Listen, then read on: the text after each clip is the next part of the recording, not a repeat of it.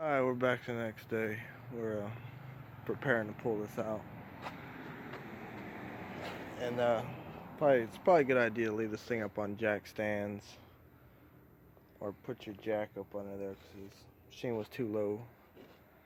Car's too low for the machine, but I got a chain hooked up. I hook there, I hook there.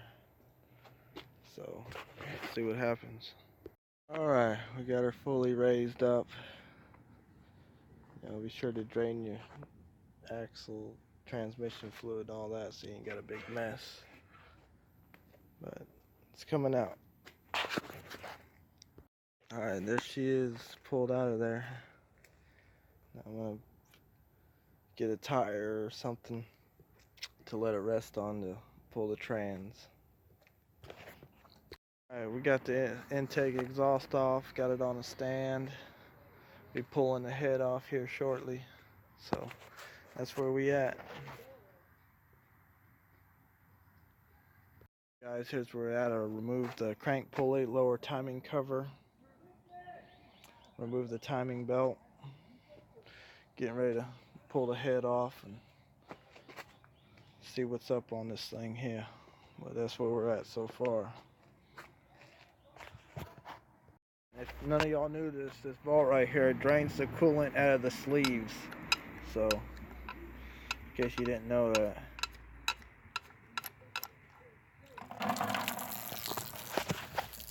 And of course, that's my luck.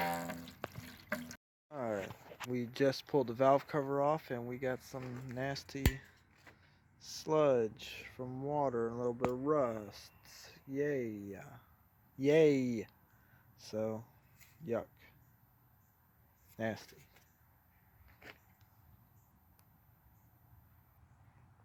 Alright, we pretty much got the head pulled off.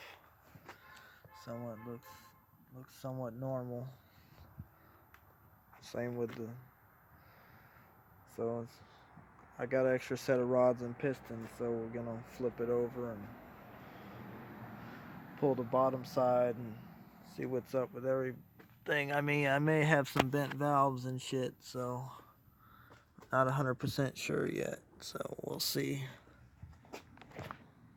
Alright, we just got the pan pulled off and there's signs of, water in the oil. And I found a little chunk of metal. And this rod is twisted. If you see down in there, that rod is twisted. And it's hard to tell, but we'll get it apart with the pans off. There's signs of water in the oil, and I found this little chunk right off the bat. So we'll pull this oil dip shit off and get it all taken care of. Alright, we got them all out. And like 3 out of 4 are bent. One survivor in there. It's not going to be used. I got an extra set of 4.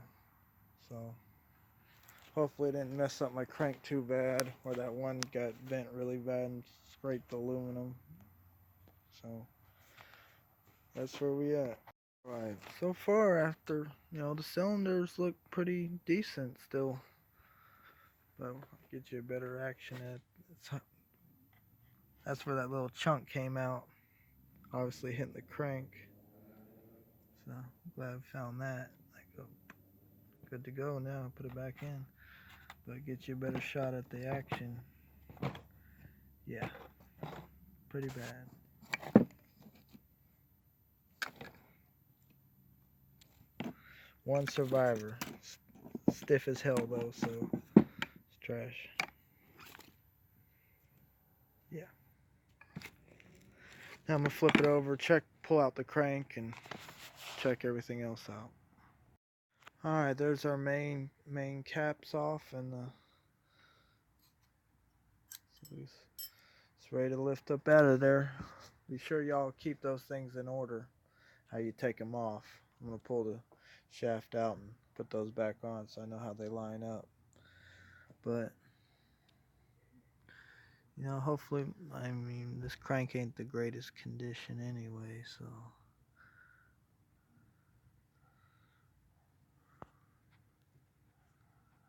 wow.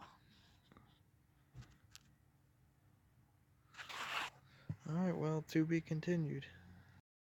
Alright, the crank's been removed. So, I guess that'll be it for the teardown. Next, I'll be, cleaning this all up, honing the cylinders out. A little bit of aluminum left on the thing right there, but doesn't look too bad. Alright, stay tuned.